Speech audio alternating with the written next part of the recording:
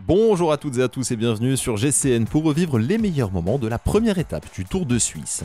Une 86e édition décomposée en 8 étapes, 2 contre-la-montre, 3 étapes de montagne et enfin 3 étapes vallonnées qui pourraient être dédiées aux sprinteurs.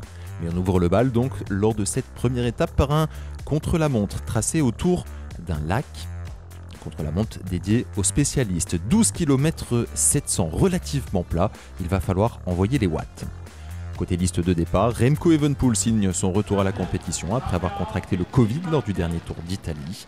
Il faudra également compter sur les présences de Ayuso, Schielmose, Lutsenko, Meder, Van Aert, Tom Pidcock. Côté tricolore, Démare, Grégoire ou encore Ryan Coquard. Et c'est d'ailleurs Romain Grégoire, vainqueur des 4 jours de Dunkerque, qui a longtemps occupé le fauteuil de leader. Il a terminé en 14 minutes et 6 secondes à plus de 54 km/h de moyenne. Matteo Sobrero et Magnus Sheffield, surtout l'américain, ont réussi à améliorer le temps du tricolore. Nouveau temps de référence donc signé par Magnus Sheffield. Les spécialistes, Stefan Bissegger en piste, le Suisse qui prend tous les risques comme vous avez pu le constater, mais ce n'est pas suffisant sur la ligne. 8 secondes de débours sur Magnus Sheffield, toujours le temps de référence. Un autre Suisse, un autre spécialiste, le rouleur de la Groupama FDJ, Stefan Kung en action. Lui qui a remporté une étape de contre-la-montre lors du dernier Tour d'Algarve, mais qui est en retard à l'intermédiaire, 1 seconde de débours sur Magnus Sheffield. Le Suisse qui avait arrêté prématurément le Giro pour se consacrer à ce Tour de Suisse et également au Tour de France, termine très fort et établit un nouveau temps de référence en 13 minutes 31 secondes à plus de 56 km/h de moyenne. Wout van Aert est en piste.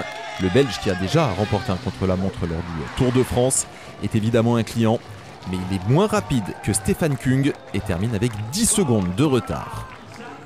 Remco Evenepoel s'élance. Le Belge va vouloir se rassurer sur sa condition, évidemment.